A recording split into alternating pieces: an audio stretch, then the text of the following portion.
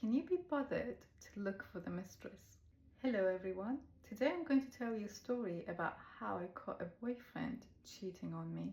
When I was a student, I used to live in an all-female accommodation which had only one main entrance. During that time, I was dating a guy named K. Well, let's call him that. The relationship was on and off for a while. During the time of this story, we started seeing each other again. Not a very serious relationship. I wonder why. Anyway, it was a summer's day on a Saturday. I decided to go outside and run some errands. When I was leaving the building, I noticed a black Mercedes parked in front of our building. I need to mention again, it was an all-female accommodation. The only males that would enter the building were either the gardeners or the boyfriends of the girls who lived there. For some reason, that black Mercedes stood out to me.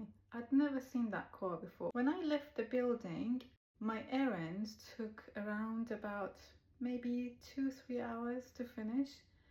And when I got back, the black Mercedes was still parked there. When I was about to enter the building, one of my flatmates was stood outside and we started to have a conversation about something very serious. She was telling me that the building is about to be sold and we all have to move out. So that conversation was very distracting to me. I was all in. I think the conversation took around 20 minutes. So far we have 3 hours and 20 minutes of that black Mercedes parked outside of the building. In the middle of my heated conversation with my neighbor, there he comes out, Mr. K. I found out something interesting about the human brain and how it gets confused. So I'm in the middle of this heated conversation and I see him coming outside, and for a second I'm like, where am I? Where is this? What's the meaning of life? I didn't know what to think. And I was still having the conversation and looking at the main entrance, having a conversation and looking at the main entrance. It was hilarious the way he walked out.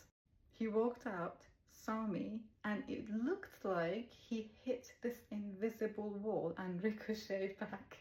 And then carried on walking like nothing's happened. He came towards me and he's like, oh, hey, how you doing, darling? And because the conversation I was having was very serious, I'm like, yeah, okay, how are you? I mean, I'm in the middle of something. And then he walked away, and guess what he did? He got into the black Mercedes. I know you're not stupid and figured it out. Basically, he had been in the building for at least 3 hours and a half. And he wasn't with me. And it's an all-female accommodation. Anyway, the conversation ended and I walked back into my flat. And for a few minutes, I didn't know what to think. I was trying to process what just happened. So I started texting Kay, hey, what were you doing in the building? And he was like, oh, I came to see you. I said, how can you be seeing me? I wasn't in the building.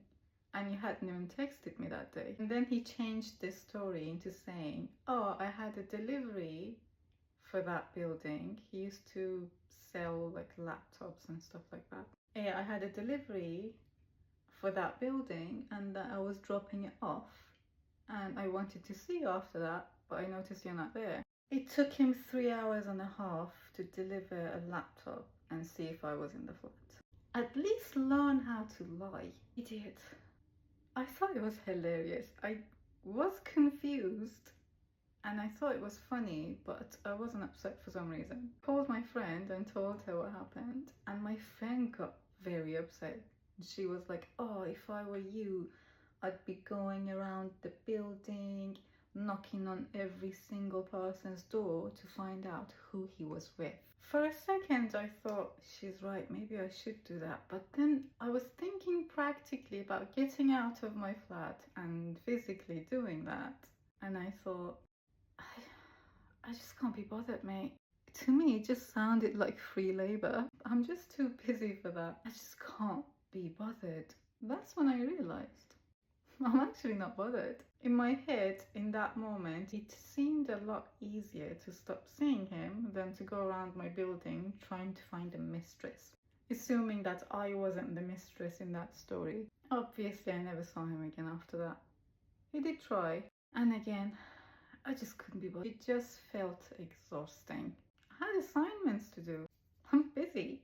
I don't have any extra time to go and look for the mistress. So, what you can take away from this story is if something like this or similar happens to you and you feel like you can't be bothered to do anything about it, if dropping something seems a lot easier than confronting someone in any scenario, that means you're officially an unbothered person. I think that's the type of behavior an unbothered person would show.